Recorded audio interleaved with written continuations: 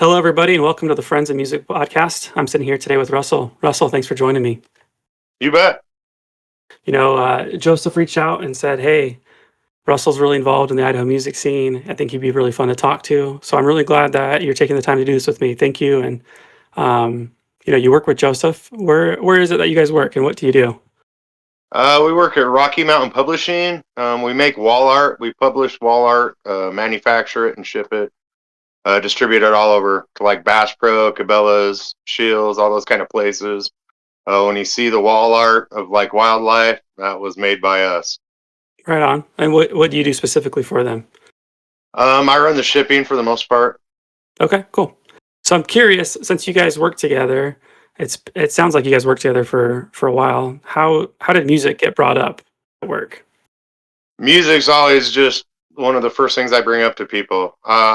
You can tell a lot about a person by their musical taste. So Yeah, it's always a I question I ask a lot. And obviously, me and Joe just hit it off right away because he has a big musical background as well. yeah, I completely agree. Like if you see somebody wearing a band shirt that and you like, it's easy to make a friend and talk with somebody. Is there Yeah. any band shirts or any fans of certain music that you avoid talking to? Metallica, probably. No, I don't avoid anybody, but that's usually kind of a new sign for me. But That's funny. So we'll go back to how you got started in music. Like, what is it that drew you in? Was it hearing something? Or was it your parents sharing something with you? What was it?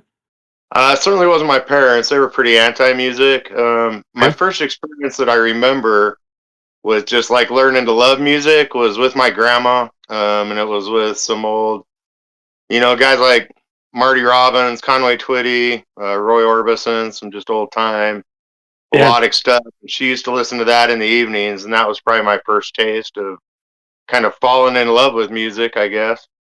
But it was awesome. rock and roll that got me into wanting to make music. So, Yeah. And so, how did you get into making music? basically, I mean, I don't know. You want the long version? I want Uh, your version. yeah. So I started out real young. I had a lot of troubles at home and that, and I was like, kind of like, I don't know, grounded. I guess is a good word Yeah. for it. But I spent a lot of Okay. time sitting in my room by myself, listening to like Iron Maiden, Black Sabbath, all that kind of stuff. And I'd managed to pick up a bass guitar just from working summer jobs and things like that. So I just spent a couple years just sitting in my bedroom, learning covers, learning how to play these, and just developed a real passion for it. And and then I just when I got a little bit older, not much, I just kind of had enough, and so I didn't. I kind of just took off out on Yeah. my own and would bounce around from house to house, sleeping on couches, those kinds of things. And I got tied in with a group of musicians. And it was actually two bands, it was a bunch of guys that formed two bands. One of them was called Crystal Ship, and one of them was called Sweet Cheater.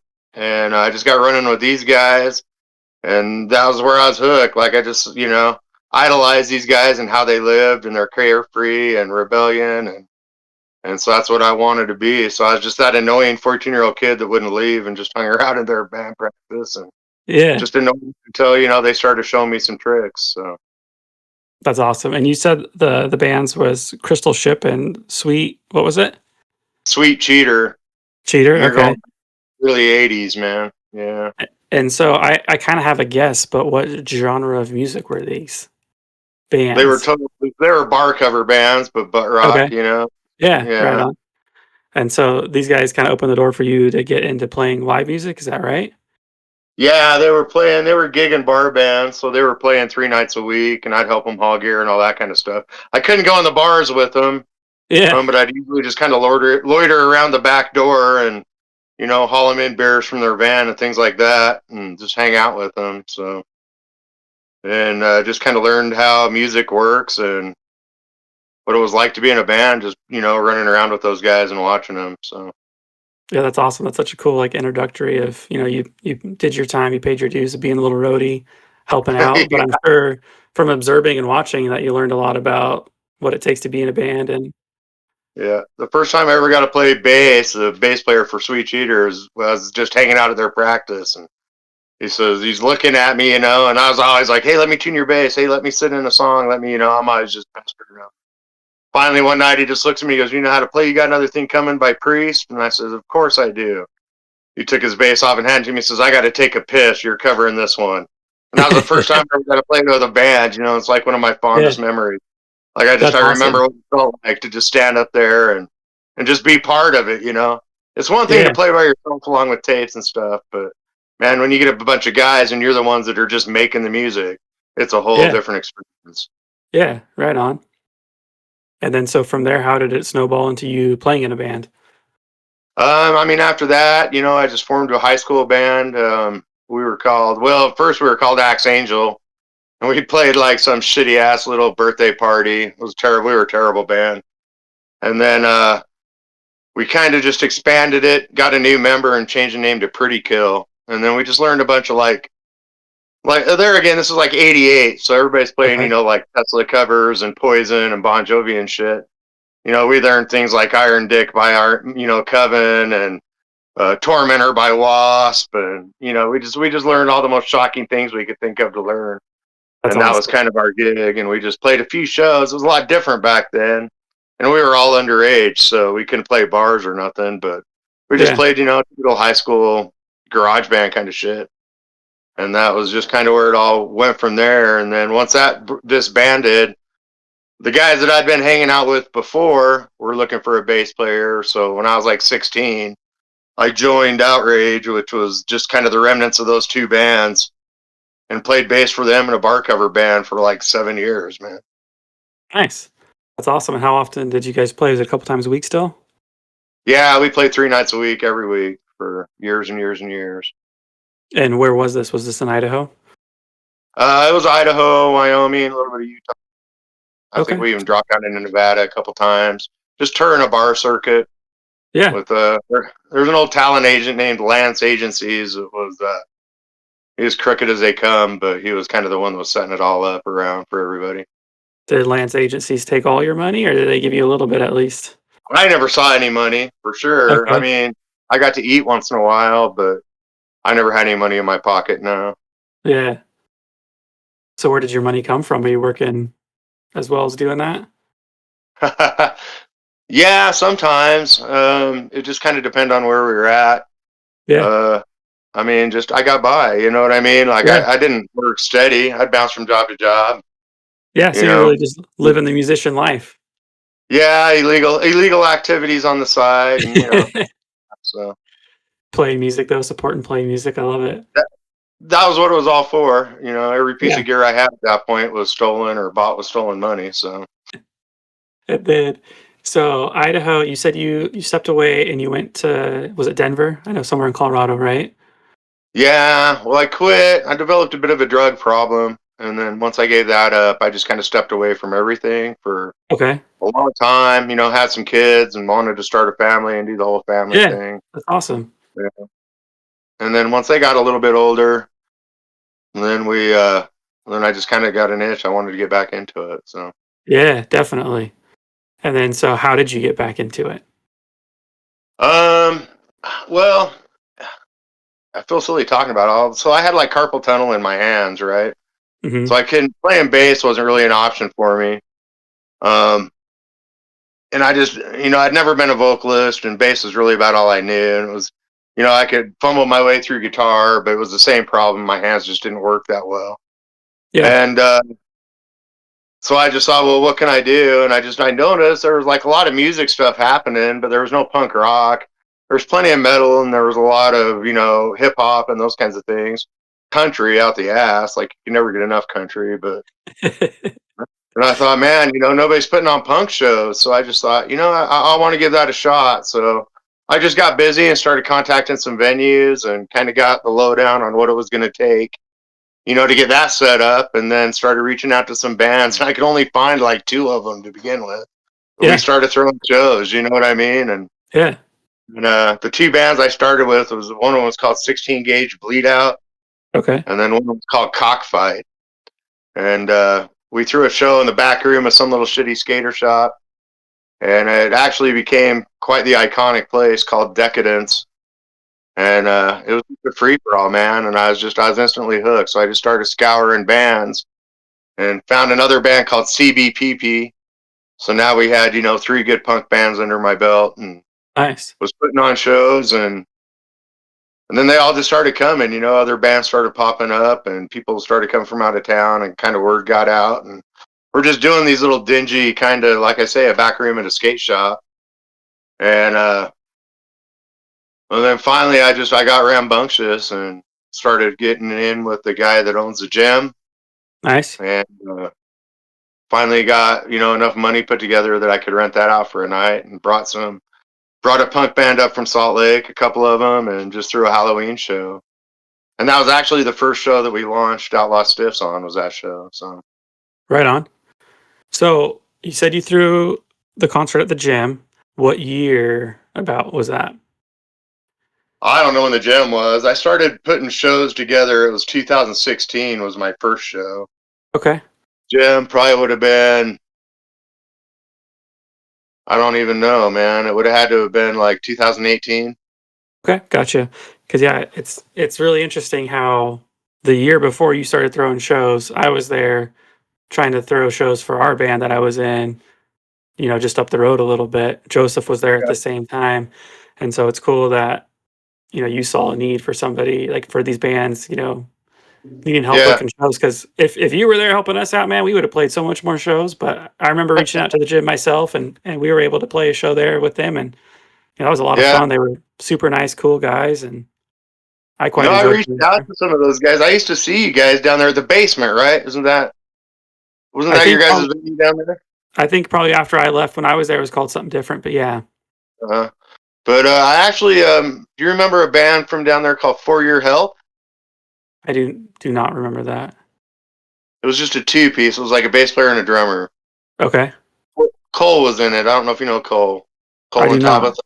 Okay, Uh, but yeah, that was about the only band I could ever get from Rexburg to come up. But they were amazing, so it was a good show.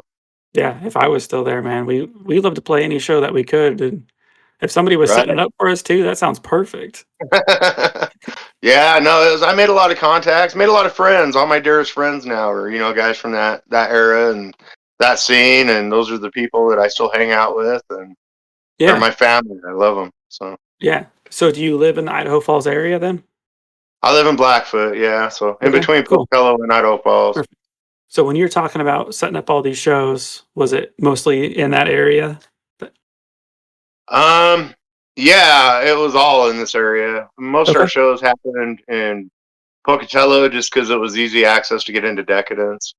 And at Yeah. the time, like the gym was great, but it's a professional establishment. They want money. You know what I mean? Yeah, And we for didn't sure. have to be covering it on ticket sales or anything like that. So it was all out of pocket expenses. So, Yeah. you know, I had to work side deals and things like that to get the gym once in a while. But for the most part, we were just doing shows at Decadence. There's a couple other little venues that would pop up and then close down right away, you know, that we might throw a show or two at. Yeah. But Decadence was kind of our bread and butter. Nice. And then when you got to the point of saying that you threw that show at the gym, you said that's where you launched Outlaw Stiffs. That's the band that you're currently in, correct? Yeah, and it just happened to work out that way. So we'd, I actually, Outlaw Stiffs was that first band, Pretty Kill. It was the members of that, and Okay. then plus Joey, our guitar player. So we had Jay playing bass, because at this point I still couldn't do anything with bass, and Chance on drums, and me on vocals. And those were three of the founding members of Pretty Kill. So we were lifelong friends. We'd been in our first band together. We figured it was Nice. only right to be in our last band together. So Yeah. Definitely. That's awesome. And so I was about to say, so you fought through carpal tunnel, you picked up the bass again, but you said earlier that you weren't good enough for vocals or that you didn't want to do it. So what made you decide to start doing vocals? I was just, I don't know. I just decided to give it a shot and Yeah. just did it. I Yeah. didn't take lessons or do anything real. I just called these guys up. I called Jay and Chance up and Joey. See, Joey's my son. Like, we don't really advertise that a lot because we don't want Yeah. it to be a gimmick. And I was just like, hey, you know, me and Joey want to start a band. You guys want to be in it? And they're like, Yeah. You know, Jay was a great guitarist too, and he's like, "Oh, we're playing guitar," and I'm like, "Well, I can't play bass. I'm gonna sing." And they're like, "Yeah, all right, whatever." Like nobody even questioned it, and we just did it, man. Yeah. So I just took it up. I don't know. That's I just awesome. wanted to make music and couldn't use my hands. So Yeah. never could get drumming down, so I just was like, "Well, I guess I'll learn how to sing then." Do you enjoy it? I love it. Good. Yeah, like bass. I'm playing bass right now, but it's really just more necessity because we don't want to add a fourth guy to the band. You know, Yeah. Yeah. Jay had to leave because he had some. I mean, he had some hearing problems and things like that. So he had to bow out, and then as opposed to replacing him, I'd had surgery on my carpal tunnel, and I was like, I can fumble through a solid rhythm line. It's never going to be anything flashy, and so we just went that route. Nice. Well, good for you, man. That's awesome. And how was it throwing bass back in now that you can sing? Was that difficult to do both at the same time? Yeah, it was a learning curve for sure, man. It Yeah. still is. Like, but it's kind of funny because it just becomes like there's songs now. Like I have a hard time just doing one or the other. If I'm not doing both at the same time, it just seems awkward and boring. Yeah. So you just kind of get used to it, I guess. But it hung me up for 30 plus years. I'm like, no way I could ever do that.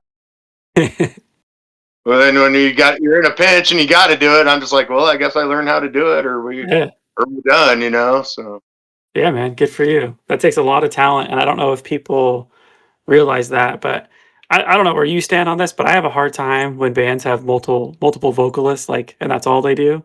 They don't yeah, play guitar or anything. There's just a guy standing around waiting for the other guy to sing, and then he comes and sings. But at the it's same like do time, something. go ahead, sorry. No, I was just gonna say do some, give him a cowbell or something. Yeah, more capital for sure. Uh, but at the same time, yeah, playing an instrument and singing at the same time takes a lot of talent and skill, and people just don't realize that until you try it. Yeah, especially when you got a bass line that has like a different melody than the vocals are being delivered, then it gets really complicated. That would hurt my head so much. So good for Yeah, you for doing it. yeah, we're trying to learn. We got the beat by the Go Go's. It's a stupid. We love to play stupid '80s covers. Nice. So we're That's trying to awesome. learn that cover, and that bass line and the vocals on that is just giving me such fits. I can't even. And it's like both stupid and simple, but you put them together, and it's just they're off enough. I just cannot get my brain to do it. So, Yeah. Do any of the other guys help you out with vocals when you need it? drummer does. Joey, Okay, no cool. vocals. Okay. He didn't even want you to say his name on stage. Really? No, he's all right. Okay. No, he doesn't sing though. Okay. How We'll old is get him he? to eventually. How What's old is that? Joey? Joey's your son, right? Yeah, Joey's 25. 25. Okay. Is there any music that he brings to the band that he wants to cover? Um, yeah. I mean, usually it's all just kind of we just kind of throw it all in a hat, but he's usually down for everything we got. Yeah. He's really into like he's into like hyper pop and some stuff that's just not real practical to cover, but Okay. yeah, no, he certainly brings, you know, he'll hear something and be like, I'd like to cover that. I mean, none of us really we'll all sit around and have our big brainstorms and then it all goes out the window and the next day we're learning something completely different. So I mean we're an original band. We don't spend a lot of time learning covers, Yeah. but we like to have just weird ones that we can throw in. Yeah, for We even sure. covered "I Touch Myself" once by the Divinals. So That's awesome. That's a good one. yeah, I think, a lot of people disagree with me, but I think being in a band and throwing in a cover song from time to time is a good thing just because it keeps people, like, intrigued with what you guys are doing, and yeah, if maybe they're kinda standing back at the edge of the venue, and then you play a cover, something that they're familiar with, it'll kinda draw them in, so I see yeah. nothing wrong with playing covers, but No, and I like you say, we always try to have at least one recognizable cover in our set. yeah. You know what I mean? We have some covers that we play just because we want to play them, but we try to find not cliche yet recognizable, if that makes any sense. Yeah, definitely, I think that's a good way to do it too, not just ones that everybody else has covered and we've all Yeah, heard 1,000 times. If you put your own spin on it, like, that's always interesting too, like, if you punkify a song, but, yeah. Joseph brought up the Outlaw Stiffs when he did an episode with me, and I think we shared one of your songs when we did his social media post. But for anybody listening that hasn't heard your band, what's the one song you would say, check this song out first? I don't know. You'd have to come see us live, but I mean, I got my favorites. Our recognizable song seems to be a song we call well, it's called "We Should Kill Jeff Bezos," but and that seems to be the song like everybody seems to recognize the most. My personal favorite song is a song called "Dead Flies Bong." So Dead Flies Bong? yeah, and I don't know if you want me to tell the story or not, but there was a Oh, please story of do. Yeah, let's hear it, please. it involves partaking, and we got done and realized at the end of it that the bong was full of dead flies. So it traumatized us, and we wrote a song about it. And it's really cool because it's like that '50s kind of like rockabilly, like ballad, power ballad. You know, boyfriend dies in a drag race accident kind of groove to it Yeah, that we went out of our way to try to hit. So that's awesome. yeah, it's my favorite. But And is there any more with the Outlaw Stiffs that you'd like to share or tell us? Any live experiences that you've had that stand out? we've got so many at this point. I don't even know. We play the Oasis Festival once a year. That's always an adventure. That's like it's in Mountain Home up by Okay. Boise. Yeah, cool. It's like a festival. It's kind of like Burning Man, but Boise. Yeah, So that's what we look forward to. And then we play a reoccurring nightmare party every year. Other than that, you just got to follow us on our social media and see yeah. where we're. And we pop up all over. And what is your guys' social media? It's just Outlaw Stiffs, and we're on Instagram and Facebook. Perfect. And if you're following it for anything other than just concert or show announcements, you're going to be bitterly disappointed because we're all pretty anti-social media. So You know what? I'm good with that. I don't need the fluff. I don't need the you guys creating funny videos to draw me in. I just want to know where to see you. If you got a yeah, clip of you guys playing so we can hear what you got, that's what I want to hear. I don't want to hear anything else. yeah, that's about what you're going to get. Every once in a while, we might have some shitty comment about something, but that's about as far as it goes. Yeah, that's totally understandable. So anything else with Outlaw Stiffs that you want to talk about? No, not good, man. Just give us a follow. Come check us. Yeah. I hope if anybody is in the area in Idaho or wherever you guys might play, I hope that they will take the time. You know, one of the things that it's been really fun doing this podcast is, you know, I spent some time in Idaho. I made a lot of friends, met a lot of musicians there. And so it's been fun to kind of compile, uh, I want to say evidence, but that's not right. But just, you know, documenting people's experience of their time there. You know, some of them live there, some of them were just there for the short time, you know, being in school. And so it's fun to get your perspective and hear your stories and add to Yeah, that. So I do appreciate you, you know, sharing your stories. yeah, you I bet. would love to know if there's any more from when you were setting up shows because, you know, I set up shows there and, you know, the gym was really nice. Honestly, like they're not a sponsor, nothing. Like I called them and said, "Hey, there's a touring band coming through from Colorado." I said, "You know, we're up in Rexburg. We got some other Rexburg bands that want to play. Like, can we make something happen?" And they were so nice and worked with me. But Yeah. that's not always how it works out. So if you got more stories of, you know, DIY, throw in shows at the skate shop, like you said. Um, you know, the hours of calling that you do, or you know, sending emails. If you want to share more of that, like, because I don't think people realize how hard it is to either find a place to play a show, you know, work with somebody. Like, it, there's a lot of time and effort into that. So I want to share more of that. I would love to hear it. Oh, absolutely. I mean, like I said, when we first started out, I had two bands and no idea at all what I was doing. Yeah, So we knew we needed a sound system, and nobody had one. So I managed to track one down, and it was the sorriest little piece of shit sound system you ever saw in your life. So you got these two bands showing up, just kind of going, you know, whatever, really. But we did it, you know, it's punk rock, and nobody really yeah, cared, and we had a good time, and there was maybe like 10 people there, you know what I mean, and but didn't let it bother me. We did one the very next month, kind of the same deal. Started getting the sound systems down. Threw a show at Starlight Skating in Idaho Falls, which is like the weirdest fucking venue you can imagine. But I got a line that this lady would rent it out to me, so I paid her like $250 to rent it out, and threw nice. this show for a band out of Salt Lake called Lube that was coming through, and they were a noise punk band out of Salt Lake. So I try to get all these bands. I get a good friend of mine named Kenny is in a band called Scratch. Tried to get CBPP, but they couldn't play. So I had so their vocalist Zach said he'd come down and do an acoustic set. Nice. So I got them, and then I got some weird dude hit me up out of Portland, Maine that morning, and said that he'd seen because I was promoting shows under Fifth and Main Productions Okay. was what it was under, and he says, "Oh, I saw your ad." He's like, "You got any shows I could jump on?" I said, "Well, hell, I got one tonight if you want to come down." He was just a single guy. So we played the show, and it was seriously like the weirdest damn show I ever played in my life. You had this noise punk band wearing like giraffe heads and shit, and they're up there. Like one of them was literally playing a cell phone. I mean, it was just like the weirdest stuff. They were great, and I loved them, but Yeah. it was weird. And then you had like Zach, who I'd seen do all this punk rock stuff, just sitting up there with an acoustic, playing these like angstful, bitter, angry, songs like "Blue Lives Don't Matter" on an acoustic. You know what I mean? And then the guy from Portland got up and played.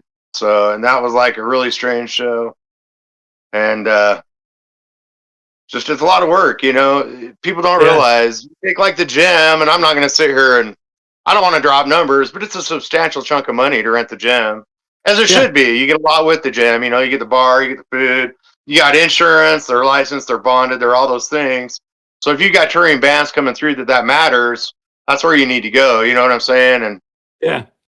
they don't realize in order to come up with that money. I mean, Brian will work with you. He's always really good about it, but he's got to pay his employees. You know what I mean? Yeah. He's got For to sure. keep his lights on. He's running a business, and so then you got to go hunt sponsors. You know what I mean? And man, that's a hard thing to do. Is just call people and randomly ask them for money so you can throw a rock and roll show. It's just Yeah. it takes a lot of work, takes a lot of courage, takes a lot of effort. So anybody that's doing Yeah. it just usually has nothing but respect for me. Although you do get some sour, shitty ones that do happen, unfortunately. But for the most part, I've always found that the people that are promoting DIY shows are people that are promoting DIY shows because they love music and they Yeah. love being involved in it. So, but it takes a lot, and there's a lot of people that did it. I had to learn a lot of lessons because, but growing up back in the '80s when we were playing, if you were in a bar band, you might get like one or two gigs a year that would, Yeah. be in front of you. You could play. And so all the bands would just fight tooth and nail for those gigs because it was just cutthroat. And Yeah. so I kind of always carried that mentality with me through my life. And then I got older and started doing these shows, and I got a handful of punk bands, and they were pretty good. And started getting kind of a following and people coming around. And now all of a sudden, this other promoter starts like hitting up these bands wanting to put them on shows. And I just lost it. I'm like, who the fuck you think you are? These guys have sat around for years. Nobody's ever gave a shit about them. Now all of a sudden you can't wait to book them. Yeah. And in hindsight, I realize now just how stupid and childish that was. But at the time, I thought I was doing the right thing. I was protecting my scene. Oh no, you're not going to. And I finally, I went through it with all these bands. And then one of the members, we kind of had a falling out, and he was doing some pretty shady shit to me. Well, this promoter that I'd thrown all the fits on literally sends me a private message. He's like, "Hey, look, I know we don't get along." He's like, "This dude's saying all this about you, and I think you need to know." And so we kind of got talking, and hell, now that guy's like one of my best friends in the world. We do Oh, shows right on. together all the time. Like he Yeah. taught me so much about just humility and just how to deal with other people's egos. You know what I'm saying? And just Yeah. how to like have your standards, but not be a dick about it. I guess how to like be cordial about it. And he taught me more about promoting in just a short period of time than anything. You know what I mean? And that was probably one of the greatest things that happened. I'm glad he took the time and rose above what I was doing to be able to go, hey, regardless of how we feel, this is bullshit. And that really made me stop and think, hey, there's no reason for us to all be enemies. And that was kind of what turned me on into like unity in a scene and not just being cutthroat bullshit. So, and that was Johnny Nichols, by the way. He's a Vacant Gate. He promotes shows as well out of the gym. Nice. So, That's cool. yeah, Now, I have some follow-up questions for you if that's all right. you bet. The Have to. Yeah. I need some more clarification. The guy that you said lived in Portland, Maine that came and played that really, diverse show of yours. Was he Yes. in was he in Maine that day? Because you said you had a show that day. Did he fly out that day for that show? No, he was in town visiting his dad or something. Oh, okay. He was just randomly in town and just saw Fifth and Main and hit me up. He was called the Yeah. Breakfast Cowboy. Was what he went by. That was a stage name. Nice, okay. So he borrowed my son's guitar that hadn't had strings replaced in like 5 years. So it was probably a terrible experience for him. Yeah. Hey, but you made it happen for him, so, like, that's cool that he reached out and that, I think a lot of people would be like, "Whoa, I didn't mean today," but, like, good for him for still doing it. Yeah. Yeah. No, it took guts. Like I don't ever turn anybody down, you know. Yeah, Well, I shouldn't say anybody. There's certainly grounds that make me blacklist people. But I mean, as far as just new bands and stuff, I was always, oh yeah, if you're willing to reach out and put yourself out there, I'm willing to give you a shot. Was always my motto. So yeah, for I, sure, and, I never questioned it much. And everybody's like, I can send you a demo, and I'm like, I don't give a shit. If you're willing to get up there and play, I'm willing to let you. I don't care. So it's more of a surprise that way if you just find out when they're on stage. yeah, well, I mean, like I say, they're gonna do their thing, and I'm gonna like it or not like it, but they're doing their thing, so that's all that really matters. Well, and what's cool with that too, when you book shows like that is a lot of times people try to play shows where it's similar bands, similar genres, which totally makes sense, right? But Yeah, then when you do shows like that where you have different people playing and you have different crowds, like you can get people to, finally give somebody a chance because I can't tell you how many times I've heard a band live and been like, wow, yeah, this band's good. And then I go listen to the recordings and I'm like, it's not the same. So like if you hear the yeah, recording first, you're like, this band's not that good. But if you hear them live and you see their passion and their sacrifice, yeah. dedication, you're totally going to give them a chance. So like that's cool that you prevented or not prevented that you provided that possibility for people.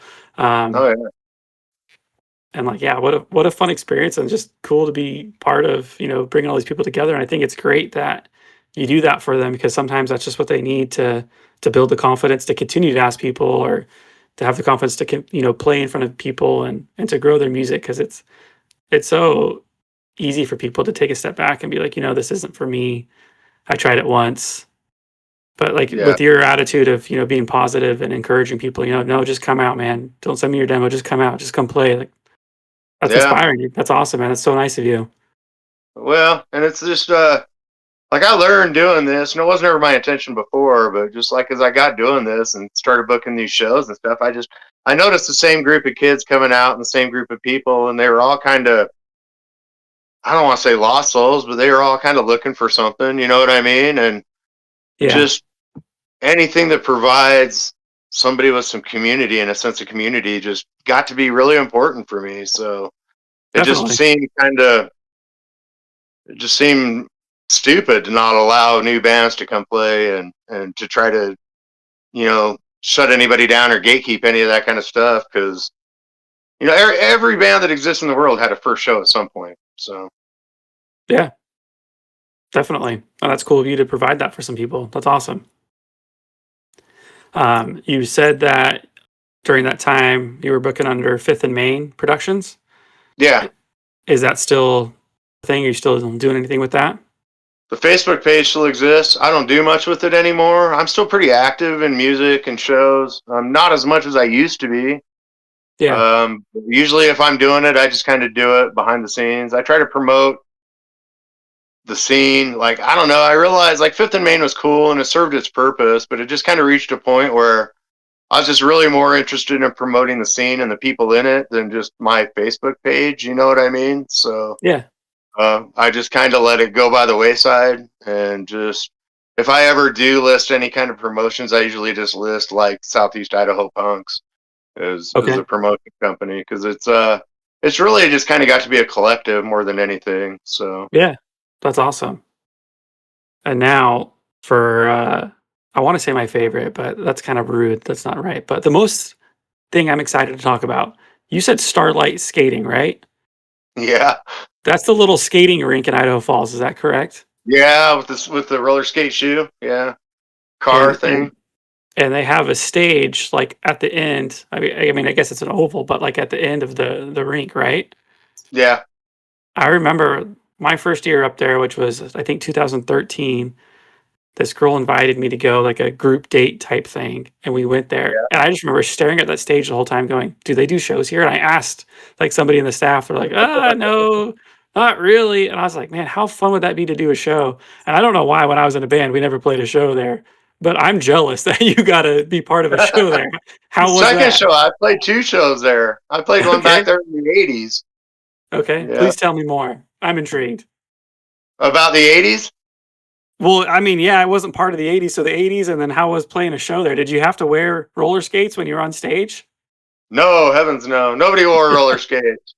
No, they wouldn't let us. I actually asked them the one that I threw there. I'm like, can we get roller skates? And she's like, hell no. No, you cannot have roller skates. So Y Could you imagine any type of mosh pit with roller skates on? yeah, it wouldn't have ended well. No, a bunch of unruly punks with roller skates. I'm sure it would have been great. People Yeah, trying to play bass on just trying to play your bass on stage with roller skates just falling around. so, and then the first time we played there, we just organized it. And our lead singer actually literally got hauled off the stage at the end of our set when we played Starlight Skating the first time for being a Wow. runaway. Oh, okay. Crazy. So we got done. We were playing our last two songs, and we're looking out in the crowd, and there was about 15 cops standing out in the crowd waiting for him to get done. So then, as soon as That's he got great. done, he hit the floor and took off running, and all the crowd was trying to keep the cops away from him, but they caught up with him, and he got hauled off. So That is such a that was the great first time story. we got to the Starlight. Yeah, that's so cool. Well, So I wish I was there for that show. If you do a show there, I'm coming back for that one because, and I'm bringing skates in somehow. I don't do shows that I have to provide sound systems for anymore. So Yeah, it's understandable. I'm too old to be hauling that crap up and downstairs. They have a great stage, they have a great spot for it, but I understand that's probably not, like, their main thing, but what great potential, I think. They play soccer in there now. They That's play what I hear. They soccer. rent it out for soccer practice. Yeah. Alright, yeah, on skates? No, just soccer. I don't even know if they I do that anymore. This you're going back 3 4 years ago. So. Yeah, okay. Alright, well, I'm enjoying going back down, Idaho memory lane, and I keep asking you, but is there anything else with the scene, with the bands that you wanna share? I mean, currently, I want to make sure to plug all the local venues. You know, we've got the gym always. Brian is just amazing, and he's one of the coolest people I know. Yeah, We've got Hart in Idaho Falls as well. Mosey does so much for the music here, like so much for the local music scene in Idaho Falls. And he's pretty much just kind of doing it on like it's hard to make money, you know, in Idaho Falls throwing shows unless you're bringing in bigger bands. With local bands, it's yeah, hard to get people out, and all this stuff costs money. But Mosey manages to get it done. He's always there when you need him. So the nice. Heart and the Gym in Idaho Falls are just amazing. And then of course down in Pocatello, you know, I talked about that band CBPP, and two of the guys from that band are they started a venue down there called the Chop Shop, and they're just kicking ass and taking names, man. They Yeah, got nice, shows going all the time. They're bringing in bands, you know, touring bands, mostly hardcore and punk rock. You know, a little bit of metal and rock. They even had a couple like goth shows and things like that there as well. But I mean, those three, I can't hype those guys up enough. You know, those three yeah, people are really what makes the music scene around here. that's so cool. The chop shop wasn't there when I was there. No, How long have they been last around? year, just last summer Okay, they opened. cool. How many times have you Yeah. gotta play down there? Oh hell, 4 or 5. I don't know. We're regulars. It's my Nice. homies, so we play there a Yeah, lot. that's cool. And do you guys have shows set up right now coming up? We don't. We usually kind of take the winter off, try to write new material, and we really always tell ourselves we're going to record, but never seem to manage to get around to doing it. Okay, And yeah, but we usually just kind of take winter off and regroup and try to come up with a little bit of new more material for when everything kicks off in the summer, and then we're usually booked just about every weekend. So nice. Yeah, that's awesome. And it's cool that you get to spend time with your son too, man. Like, how awesome that you guys are in a band together. Yeah, it's funny because everybody's like, "Where did you find him?" Because he's pretty good, man. He's got like his own unique thing. And I don't know. He's got. I don't even know what to say. He's got a lot of ska influence, and then just a lot of kind of like Hendrix noise influence. Okay. And but everybody's like, "So where do you find him?" And I'm like, "Well, he's my son. It wasn't too hard. You're like, We I keep don't him really locked in the like." basement. Yeah, like we don't go out and announce it a lot. It's like not a Yeah. secret, but we never wanted it to be like a gimmick or, Yeah. we both wanted to stand on our own, not as a father and son. And so we've never really pushed it. But yeah, it's cool as shit. You know what I mean? I got my best friend and my son in my band, and we roll. Yeah. So, Definitely. it's what more could you want? We've done some crazy shit. We've seen some crazy things. So That's so cool, man. That's awesome. And now, if people haven't caught on, you've said the word a couple times, but it seems like punk is something that's important to you. punk rock, yeah. Is that fair to say? Absolutely, yeah. I mean, I came up on just like shock rock, and punk was certainly involved in it, but I was into whatever would just piss everybody off. So, but as I got older, I got like I'm really into like pogo punk. Like Ramones are a huge influence for us. Okay. That kind of just that almost rockabilly style punk stuff. But I love it all, man. So Yeah. punk rock's a big part of my life, has been for a decade or so. And I mean, music's always been a huge aspect, but just a pure, unadulterated love for punk's about a decade old. So, And what are some of your favorite current punk bands right now?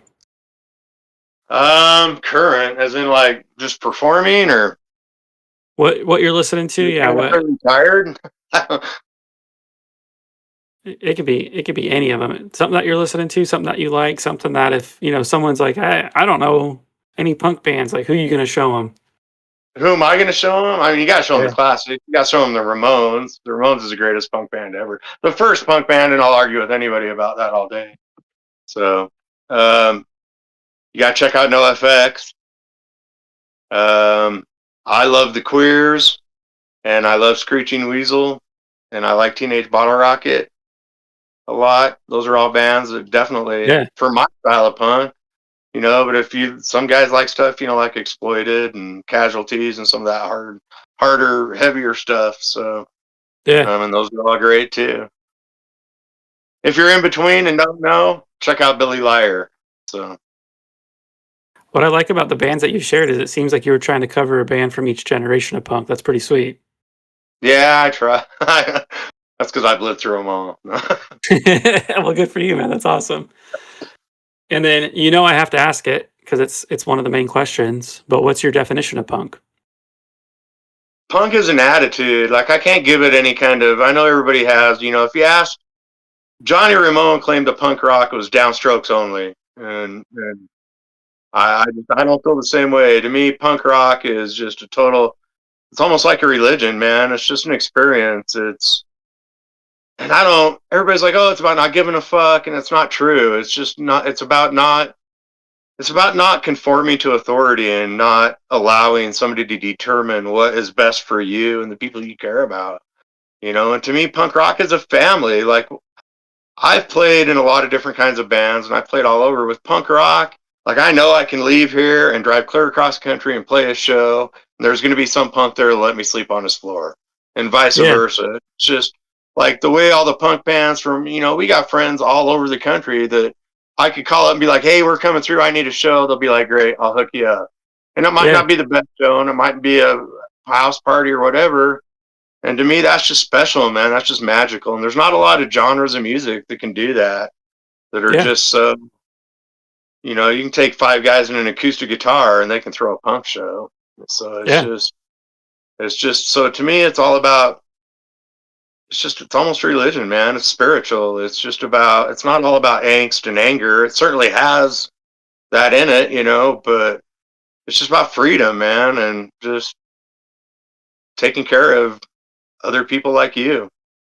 For sure. Well said. And I love that. Completely agree with you. And um, thanks for sharing that. Definitely. When I started the podcast, that was one of the questions that I was gonna ask everybody, like, and then very early on, it was brought up to me that people had their own definition of that, and that's great. Like, I don't Yeah, think people should have the same definition, but if you can all come together in the same community, I think that's great, and it's a beautiful thing. If we can say punk is beautiful, but then talking to people, we talked about emo and how when I was a kid, emo meant one thing, and then it evolved into this other thing. Do you have any experience with emo? Do you have your own definition of emo? I really don't, man. Like I wouldn't Okay. even know what to call it. Like, are the Cramps? Is that emo? See that, and that's the thing is some people would consider that, and that's something that like I thought was like so. When I was in high school, I thought emo was new, right? I thought like Yeah. that generation of emo. I thought that's where it started, like at first, right? And I was wrong. You know, I was 14, whatever at the time. I didn't know about emo. Like it wasn't this thing, and so that's what I always thought emo was, and it's its own thing. But yeah, if you have any more for emo you want to share, great. If not, Damn. I mean, I would say the Damned are emo. that's Have you ever funny. heard the That's it. Damned? Yeah, you know what's really funny is I was after I moved away from Idaho, my next stop was Salt Lake, and so I went back to Idaho to see some family. I'm driving back on a Sunday night, listening to Salt Lake's punk station, and it said, "Be caller number 10 to win tickets to the Damned." And I'm like scrambling as I'm driving. Let me grab my phone. I call in. I won the tickets, dude, to see the Damned. Oh, no doubt. I didn't even know, like, honestly, like, I knew 2 of their songs. Like, I didn't even really know who they were, but it was a great show. It was fun. Oh yeah, man. You're lucky, dude. That's old school. That's like first wave punk. That's going back to early LA. Yeah, and what was cool and, like, obvious to me, you know, not knowing much about them, is you can see that the members have their own personalities, their own music taste, and they bring it in to make their music. Yeah. Yeah. Yeah. TSOL was pretty great with that too. Yeah. Yeah, there's a lot of bands where you can tell, like, you know, all these guys like the same music, so they make that kind of music, but The Damned is definitely one of the bands you're like, "Oh, they all incorporate something different," and that was really cool to see. Yeah. Yeah. I never got to see it, so I'm a little jealous, dude. Well, if you know, if we would've known back then, I would have had you as my plus one because there was 2 tickets. I drove down there for it. Oh, yeah, dude, it was worth it for sure. You had a good time. Um, so a little bit more to know about you. What was your first concert that you went to? Ha. Slayer and Judas Priest. What a sick show. Where was that? Salt Palace, like before the Delta Oh, Center. Yeah. yeah, It was Judas Priest on their Turbo Lover tour, and it was cool. Slayer on South of Heaven. Nice. That's awesome. Who'd you go with to see them? Um, well, I I rode down with a friend of mine that had family down there, Okay, and then I met up with the guys that I used to hang out with that was in the band, right the on. older Yeah, guys. And then coming back, one of them drove a truck for like a delivery service for like Susser Wholesale, delivering like food to stores and shit. So I had to ride back in his truck for his whole route all the way home. And it took us like out of like a day and a half to get home or something. And I yeah, had to that's go on awesome. his truck, yeah. So, but I had enough money for a ticket, and that was it. Yeah, sick. Just took off and went. I wasn't gonna miss Slayer. And what's been your favorite concert that you've been to? Man, that's tough because like I got favorite ones for different reasons, but I mean, if we're going on just a pure just show alone, Alice Cooper, hands down, was undeniably superior to anything. But Alright. I want to say Pink Floyd because I got to see Pink Floyd, but I don't remember Oh. any. I was I But was you in were a state of mind for Pink Floyd. That was there. my leaving Las Vegas weekend. Yeah, That's awesome. And so is there more to say about Alice Cooper, though? Where was that, and what made it so great? auditorium, and he's just so phenomenal. I what is there to say about it? I don't. You can't explain it unless you've experienced an Alice Cooper show. It's just he's so amazing, and his band is so talented, and just like they were so flawless, and just the theatrics that he puts on was just so engaging and just so fun, and it was just amazing. It was great. Yeah. the thing that I always think about, and hopefully I don't offend anybody because it's just funny. Alice Cooper had the radio show for a long time, and there's this kid in high school that would always make fun of Alice Cooper for that because he'd have this introduction, "The King of Rock, Alice Cooper." Hey Yeah. everybody, it's Alice Cooper here. We're going to talk about music today. Yeah. His Yeah. radio voice did not match his singing voice at all. He didn't talk through the whole show. He only Really? talked at the very end. He introduced the band, and that was it. Yeah, And everything else, he was like in character, for the whole "Welcome to My Nightmare" kind of theatrics. that's crazy. Yeah, how fun would that be? Oh, it was cool. He mics up his cane, dude. And he smacks the stage with his cane. Like, I thought that was the coolest part about the whole show. He Yeah, hit the stage with his cane, you could just hear it crack through the place. Crack, crack, crack. eh, It was so badass. Yeah. that's wild. And then I think one that would be fun for you is if you could join any band, past, present, which band would you want to join? Uh, man, that's tough. Co-defendants, because Oh, who wouldn't want to be in a band with Fat Mike and Sam King and Chechi Ramos? yeah. Any other bands that you wouldn't care to join? Any of them that are clearing 6 digits a year? How punk rock of you. Look at the Oh, financial aspect of oh, punk rock. it. No, I don't know, man. Any of the classic. Go back in time and meet one of the Ramones. That would just be dreamy as hell, Yeah, yeah, Just like, but no effects would be great. I guess. Like, I'm not that much into the crazy lifestyle, so I don't yeah. know who's cool. The Vandals. There you go. That's a good one. Yeah. So, I just uh, saw them about 2 months ago. First time seeing them. They put on a great show. don't talk to me. I'll never get to see the Vandals. Were they amazing? Yeah, they were really good. They put on a great Yeah. show. Great performers. Sound was great. How's Really fun to Quackenbush's see. voice? Did he deliver? Oh yeah, for sure. Yeah. Yeah, I mean, I was pretty close to the front, so sound was great. I mean, I was part of the experience, and it was good to see. They're so talented, man. I'm so jealous.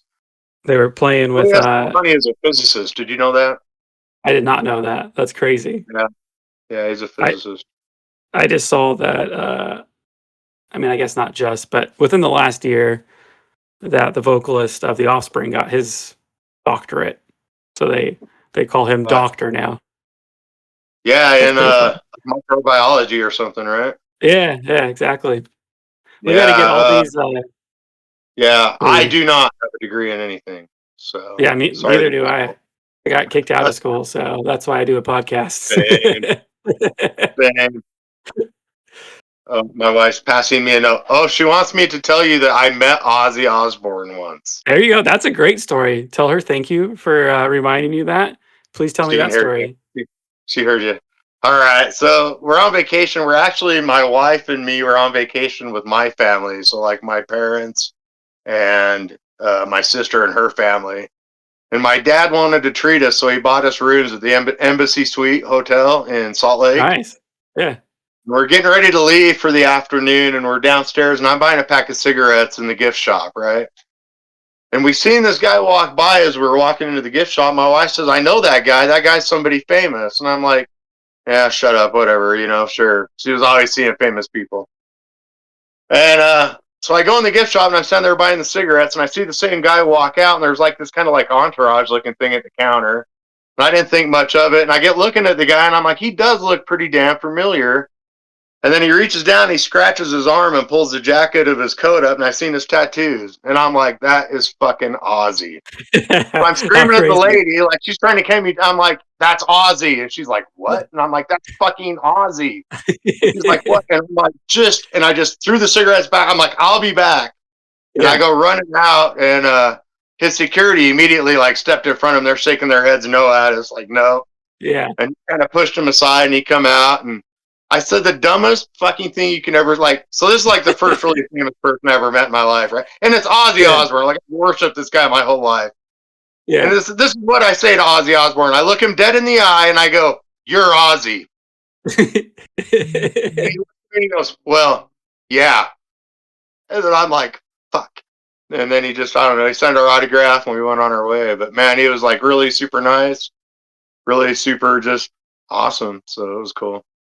Yeah, Yeah, and we went to his concert later. I think it was the next night. I can't remember. And then we went and saw him in concert. So nice. How was he in Aussie? in concert, Yeah, everything you think it to be, man. He's Aussie. It was amazing. yeah. He do anything crazy on stage that show? He didn't bite the head off anything. No, as usual, showed everybody his ass and threw water on everyone. Yeah, there you go, that's pretty good. Did a lot of clapping.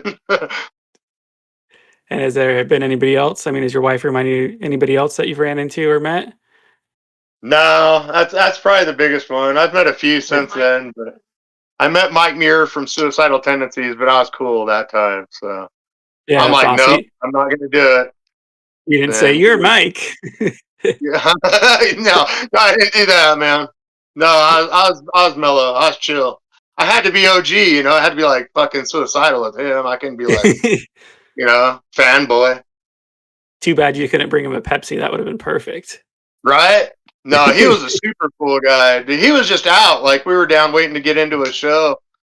And it's just we look up and all of a sudden Mike Muir's just standing out there in the line talking to people. He just come out and hung Nice. out with That's cool, that's her. super nice of him. I like that. Totally cool.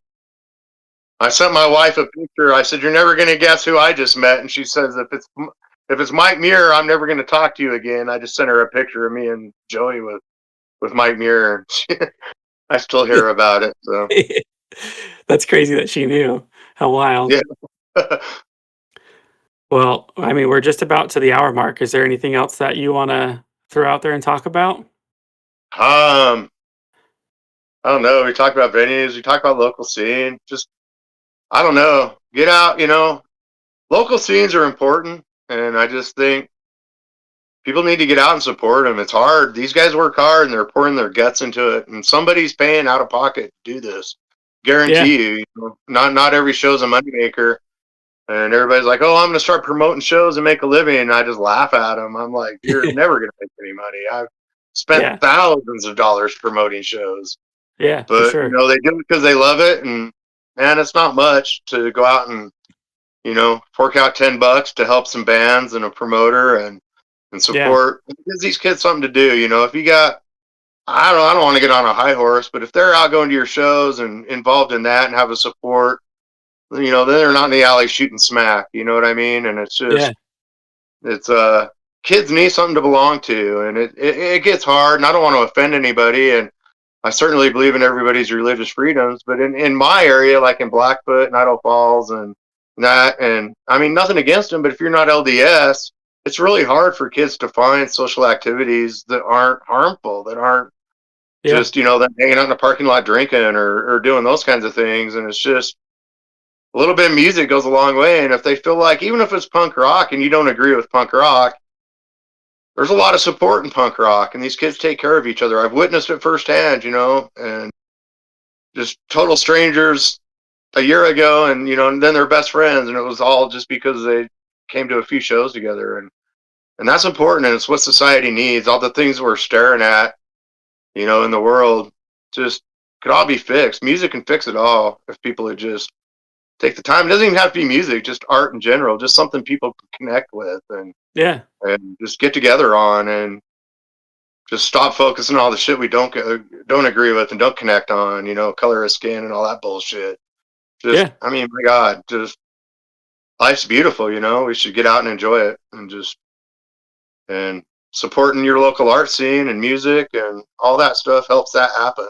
And it's going to save a life. I can guarantee it. It'll save somebody's life somewhere along the Yeah. line. So Definitely. that's all. That's Definitely. my preaching. So I'll get Well, off yeah. my soapbox now. No, it's cool. I really appreciate you saying what you said. Like, sometimes people kinda dance around with what you said, and it's important to provide places for people to go to, and so that's nice that you've invested so much time and effort into doing that. And, you don't just do it for the fun of it, like, you do it because you genuinely care. I can tell that about you. You're a good person. One, it seems like you'd be a really fun guy to work with, so I'm jealous of Joseph being able to hang out with I give you. Joe so much shit. Don't let him fool you, dude. I pick on Joe all day, every day. Well, I'm sure you do, but I'm sure that's what makes it fun, like, a enjoyable place, talk music, and I think it's really cool that, family's so important to you and that you've made decisions in your life to better yourself and to be there for your family. It's awesome that you get to play with your son.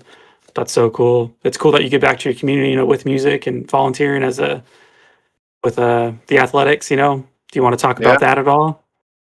No, I mean it's just kind of the same thing. It's Yeah, like we got the kids we have, and I don't really know what their circumstances are, but it's kind of the same thing. And it's if you're not going to church with them and you're not in their ward, sometimes it's hard for kids to find teams. So yeah, me and this guy are kind of volunteering, and like we didn't go out and seek it, but we just you kind of get the ones that don't fit into those cliques, if that makes any sense. And yeah.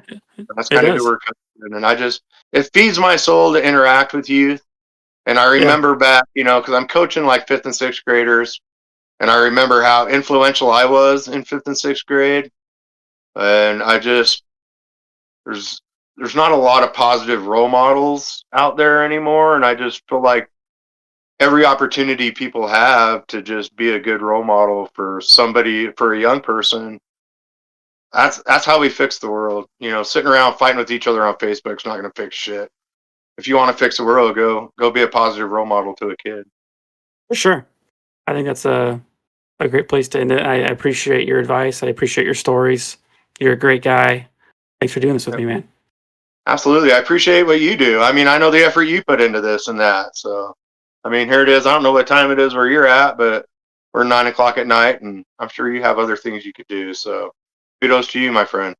Well, it's been a lot of fun for me, and I think we're gonna take some time to talk about what's gone into the podcast. But it has been a lot of fun, and it's great to reconnect with old friends, meet new people, and talk about music. It's my favorite thing to talk about. So it is a little selfish of me that I get a lot out of it. Yeah, it's all right.